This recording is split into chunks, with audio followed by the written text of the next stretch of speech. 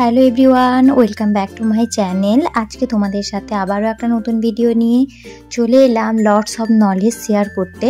আজকে একদম সিম্পল একটা ইন্ডিয়ান ব্রাউন আই মেকআপ তোমাদের সাথে শেয়ার করব, আর এর সাথে তোমরা অনেক নলেজ পাবে কিভাবে তোমরা আই মেকআপ করবে।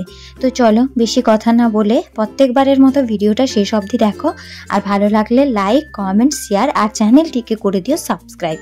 প্রথমেই আমি আইব্রো ড্র করে আইব্রো সেট করে নিয়েছিলাম। এবার আমি চোখটাকে আধো বন্ধ বা খোলা অবস্থায় রেখে আমার ক্রিজ লাইনটা বুঝে নিলাম। এবার ক্রিজ লাইনে আমি একটা মিডিয়াম ব্রাউন শেডও দেব। যখনই তোমরা একদম ন্যাচারাল এবং একদম স্কিন ফিনিশ একটা মেকআপের সাথে আই মেকআপ করবে, তখনই এভাবে ব্রাউন কালার চুজ করবে। আর সব সময় ব্রাউন কালারটা মিডিয়াম ব্রাউন থেকেই স্টার্ট করবে, যেভাবে তোমরা স্ক্রিনে দেখতে পাচ্ছ। এবার এই ব্রাউন কালারটাকে আমি ব্লেন্ড করব লাইট ব্রাউন কালার দিয়ে, যেটা একদম আমার স্কিন টোনের সাথে ম্যাচ করে যাবে।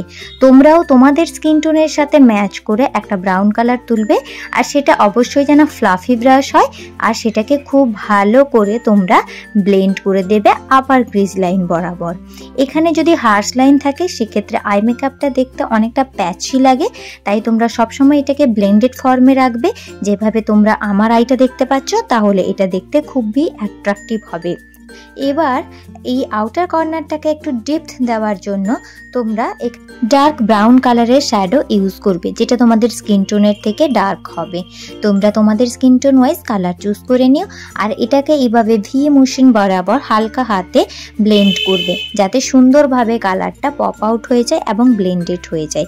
এবার বড় ফ্লাফি ব্রাশ নিয়ে আবারও সমস্ত কালারকে ভালোভাবে ব্লেন্ড করে দিতে হবে, যাতে কোথাও কোনো হার্শ লাইন বা প্যাচি ক্রিয়েট না হয়।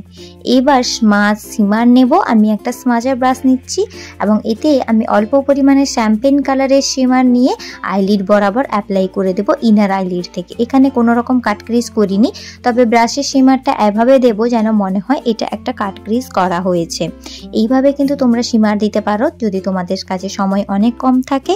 আর তোমরা যদি একদম সিম্পল লুক চেয়ে থাকো, তাহলে এইভাবে কেটে কেটে তোমরা শিমার দিলে এটা কাট ক্রিজও নয়, তবে এর এফেক্টটা পুরো কাট ক্রিজের মতনই লাগে। তো ভালোভাবে দেখো আমি সিমার অ্যাপ্লাই করছি। আর হ্যাঁ, এটা কিন্তু কোনো চাঙ্কি গ্লিটার নয়।